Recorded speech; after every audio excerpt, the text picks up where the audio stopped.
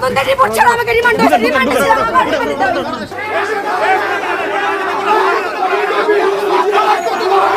চাঁদাবাজি ও প্রতারণার অভিযোগে আলোচিত জুলাই যোদ্ধা তাহরিমা জান্নাত সুরভিকে সম্প্রতি গ্রেফতার করে পুলিশ। টানা 11 দিন ধরে কারাগারে রয়েছেন তিনি। তবে এবার জানা যাচ্ছে চাঁদাবাজি বা প্রতারণার কোনোটিতেই জড়িত নয় সে। মূলত কক্সবাজার যাওয়ারে গিয়ে হোটেলে রাত কাটানো এবং বিভিন্ন কুপ্রস্তাবে রাজি না হওয়ায় ফাঁসানো হয় জুলাই কন্যা সুরভিকে। এদিকে বৈষম্য বিরোধী ছাত্র আন্দোলন এক কর্মসূচিতে জানায় জুলাই যোদ্ধাদের নিরাপত্তা ও আইনি সুরক্ষা নিশ্চিত করতে তারা বদ্ধপরিকর। এই প্রশ্নে এক চুলো ছাড় দেবে না তারা। বৈষম্য বিরোধী ছাত্র আন্দোলনের সাংগঠনিক সম্পাদক মইনুল ইসলাম দাবি করেছেন জুলাই গণঅভ্যুত্থানের ফ্রন্ট লাইনার তাহরিমা জামান সুরভিকে 50 কোটি টাকার চাঁদাবাজির মামলায় ফাঁসানো হয়েছে। 4 জানুয়ারি দুপুরে সামাজিক যোগাযোগ মাধ্যমে তিনি এই তথ্য জানিয়ে বলেন বিষয়টি মূলত সুরভির সঙ্গে ব্যক্তিগত সম্পর্ক গড়ার চেষ্টা ও অনৈতিক প্রস্তাবে রাজি না হওয়ার জেরেই ঘটেছে। বৈষম্য বিরোধী ছাত্র আন্দোলনের মুখপাত্র সিনথিয়া জাহিন আয়েশা বলেন এই সাংবাদিক অন্তর্বর্তীকালীন সরকারের স্বরাষ্ট্র উপদেষ্টার ছবি দেখিয়ে বলে তিনি স্বরাষ্ট্র উপদেষ্টার ঘনিষ্ঠজন। এই ধরনের প্রেসার ক্রিয়েট করে দেশে মামলা বাণিজ্য হয়, আর সেই মামলা বাণিজ্যে আমাদের জুলাই যোদ্ধা তাহরিমা সুরভিকে ফাঁসানো হয়। সিনথিয়া আরো বলেন কুপ্রস্তাবে রাজি না হওয়ায় তাহরিমা সুরভিকে 50 কোটি চাঁদাবাজির মিথ্যা মামলা দেওয়া হয়েছে ও গ্রেপ্তার করা হয়েছে। সুরভিকে অবৈধ প্রস্তাব দেওয়া হয়েছে এবং সে মিডিয়া ট্রায়ালের শিকারও হয়েছে। মইনুল ইসলাম উল্লেখ করেছেন মামলার বাদী সাংবাদিক নাইমুর রহমান দুর্জয় স্বরাষ্ট্র উপদেষ্টার সঙ্গে ঘনিষ্ঠ সম্পর্ক দেখিয়ে সুরভির সঙ্গে ব্যক্তিগত সম্পর্ক তৈরি করতে চেয়েছিলেন। পরে কুপ্রস্তাব দেওয়ার পর সুরভি তা প্রত্যাখ্যান করলে বিষয়টি প্রকাশ করে প্রতিবাদ জানান। এর জের ধরে সাংবাদিক নাইমুর সংঘবদ্ধভাবে মিডিয়া ট্রায়াল চালিয়ে সুরভির বিরুদ্ধে 50 কোটি টাকার চাঁদাবাজির ভুয়া সংবাদ তৈরি করেন, যা মামলাতেও উল্লেখ নেই। তিনি আরো বলেন সুরভি গণহত্যাকারী লীগের বিরুদ্ধে ভোকাল থাকার কারণে যাচাই বাছাই ছাড়াই গ্রেপ্তার করা হয়েছে।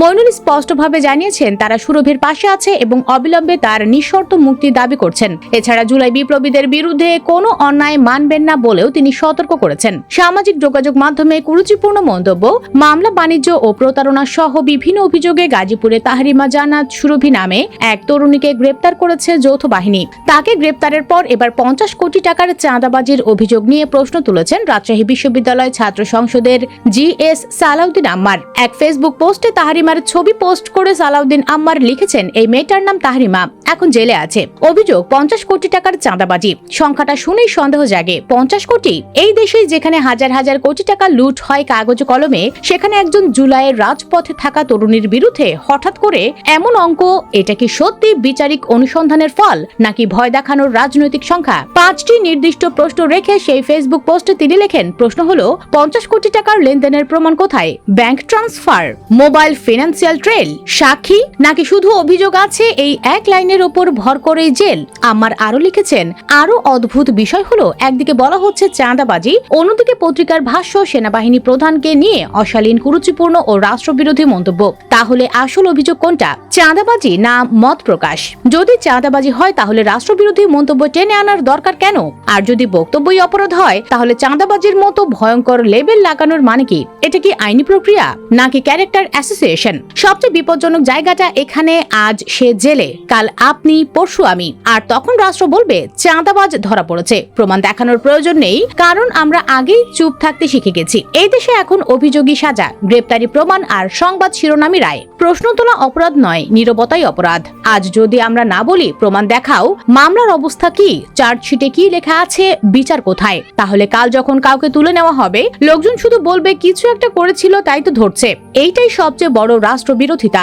জুলাই ঐক্যের অন্যতম সংগঠক ইসরাফিল ফরাজি গতকাল সোমবার তার ভেরিফাইড ফেসবুক পোস্টে লেখেন এই সেই দুর্জয় তাহরিমাকে কক্সবাজারে যাওয়ার কুপ্রস্তাব করে। রাজি না হওয়ায় প্রথমে তাহরিমার নামে ভুয়া সংবাদ প্রচার করে, পরবর্তীতে স্বরাষ্ট্র মন্ত্রণালয়ের সঙ্গে লিয়াজু করে তাহরিমার নামে 50 কোটি টাকার মামলা করে। তাহরিমা এখন জেলে, আর দুর্জয় এই ঘটনায় বসুন্ধরার মিডিয়া বাংলাদেশ প্রতিদিন থেকে চাকরি হারিয়ে সন্তোষ শর্মার সেল্টারে কালবেলায় সাংবাদিকতা করে।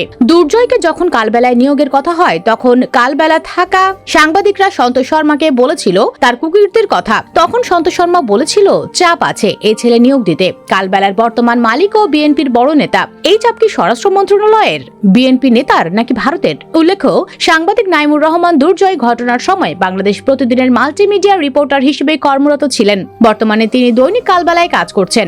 সুপ্রিয় দর্শক, আপনি কি চান এই সাংবাদিককে যেন এখনই গ্রেফতার করা হোক? কমেন্ট বক্সে জানিয়ে দিন আপনার মতামত। ভিডিও ভালো লাগলে লাইক দিন এবং চ্যানেলটি সাবস্ক্রাইব করুন। ধন্যবাদ।